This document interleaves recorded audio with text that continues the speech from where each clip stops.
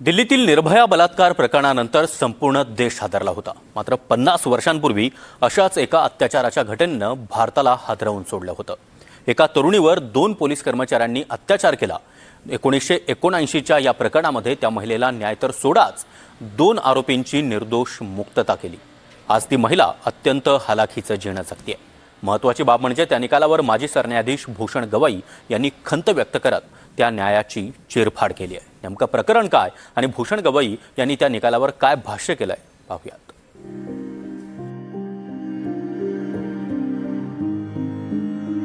निर्भयानंतर देशात महिला अत्याचारासंदर्भातील कायद्यात सुधारणा करण्याची मोठी चर्चा झाली। पण निर्भयावरील अत्याचाराच्या आधी 50 वर्षांपूर्वी भारताला धक्का देणारी पहिली घटना घडली ती मथुराबाबत। नागपूरपासून साधारण 150 किलोमीटर सिंदेवाही जवळच्या एका छोट्याशा नवर गावात आम्हाला ती सापडली।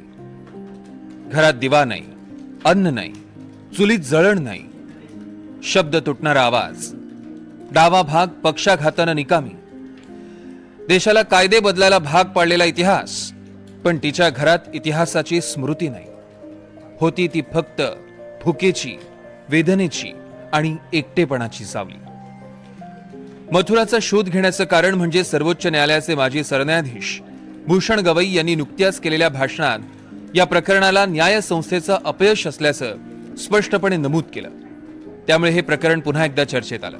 ओळखल्या जाणाऱ्या या प्रसिद्ध प्रकरणात सर्वोच्च न्यायालयाचा निकाल हा न्यायसंस्थेचं ठळक अपयश होतं, हे सरन्यायाधीश भूषण गवई यांनी अधोरेखित केलं आहे।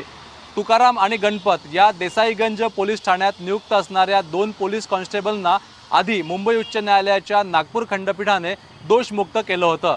नंतर सर्वोच्च न्यायालयाने या दोघांनाही दोषमुक्त करण्याचा निकाल दिला होता। सरन्यायाधीश म्हणून निवृत्त होण्याच्या 10 दिवस आधी दिलेल्या या भाषणात सरन्यायाधीश भूषण गवई यांनी 4 दशकापूर्वीच्या सर्वोच्च न्यायालयाच्या या निर्णयाचा उल्लेख केला होता। 1979चा सर्वोच्च न्यायालयाचा वादग्रस्त निकाल, ज्यात पोलीस ठाण्यातील एका आदिवासी अल्पवयीन मुलीवर बलात्कार करणाऱ्या 2 पोलिसांना स्वेच्छेने दिलेल्या संमतीचा आधार घेत मुक्त केलं। हा संस्थात्मक लाजेचा क्षण होता असं सरन्यायाधीशांनी म्हटलं।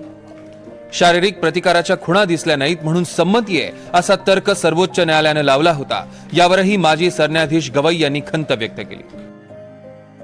The Supreme Court held that the Indian Succession Act 1925 applied also to the Syrian Christians of Kerala, thereby granting equal inheritance rights to women, affirming the principle of gender equality under Article 14.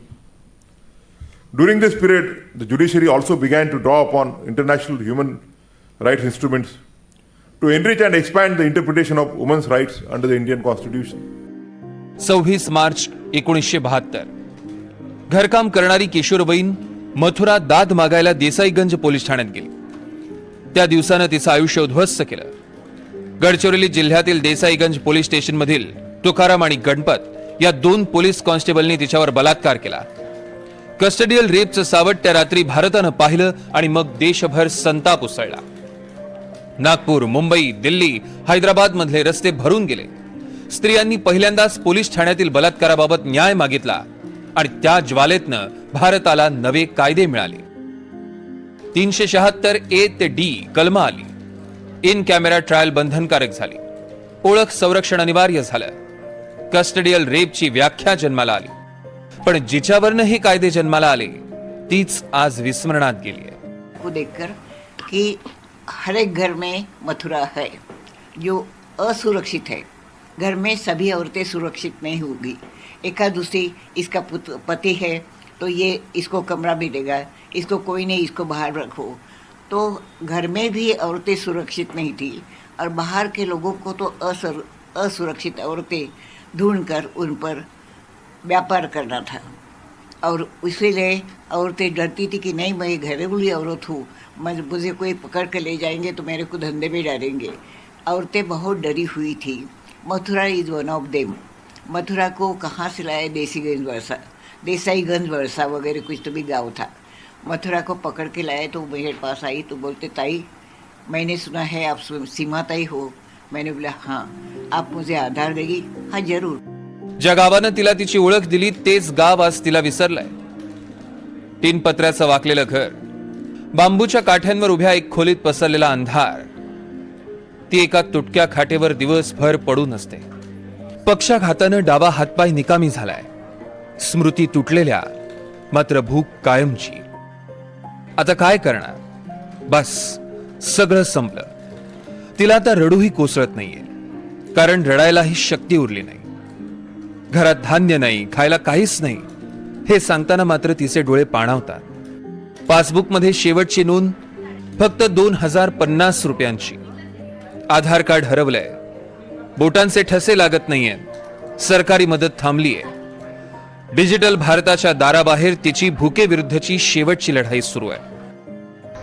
मला मथुरा प्रकरणाबद्दल जर बोलायचं झालं तर बरेच वर्षापूर्वी म्हणजे बरीच वर्ष झाली होती त्याला. त्यावेळेस वर्तमानपत्राचं काम तर मी करायचंच, परंतु काही वर्तमानपत्राचे प्रतिनिधी इथं अगदी रात्रीला येऊन गेले. संपूर्ण त्यांनी चौकशी केली होती आणि संपूर्ण हे प्रकरण कसं घडलं, काय घडलं, त्याच्यानंतर ते इथं येऊन संपूर्णपणे वर्तमानपत्राला प्रकाशित केल्याचं मी ठामपणे सांगू शकतोय. पुढं जर सांगायचं झालं, त्यांनी बरेच वेळ पुढे काही रेटण्याचा प्रयत्न केला, पण तदनंतर आत्तापर्यंतच्या परिस्थितीमध्ये त्या स्त्रीला कोणतीही मदत सरकारकडनं मिळालेली नाहीये. भारतानं कस्टडियल रेपची व्याख्या दिली, कायदे कडक झाले, संरक्षण वाढलं. पण जिच्या वेदनेतनं हे कायदे जन्मले तिची मात्र आज उपासमार सुरू आहे. तिची मुलंही तिला फारसा आधार देऊ शकत नाही. चंद्रपूरचे जिल्हाधिकारी विनय गौडा यांनी तिच्या प्रकरणाची वैयक्तिक दखल घेतली जाईल असं आश्वासन दिलं. मात्र तिला आता कुठलीही आशा अपेक्षा नाही. 1979च्या निकालानं म्हटलं होतं, प्रतिकार नाही, जखमा नाही म्हणजे संमती. पण तेव्हा न्यायालयाला जे समजलं नाही ते माजी सरन्यायाधीश भूषण गवईंनी आता स्पष्ट केलंय. भीती म्हणजे संमती नसते आणि शांतता म्हणजे परवानगी नसते. मथुराची आठवण करण्याची वेळ पुन्हा एकदा आली आहे, कारण भारताचा महिलांच्या हक्कासाठीचा संघर्ष, न्यायव्यवस्थेतील सुधारणा या सर्वांच्या पायाशी मथुरासारख्या स्त्रियांच्या वेदना, त्याग आणि निःशब्द संघर्ष दडलेला आहे.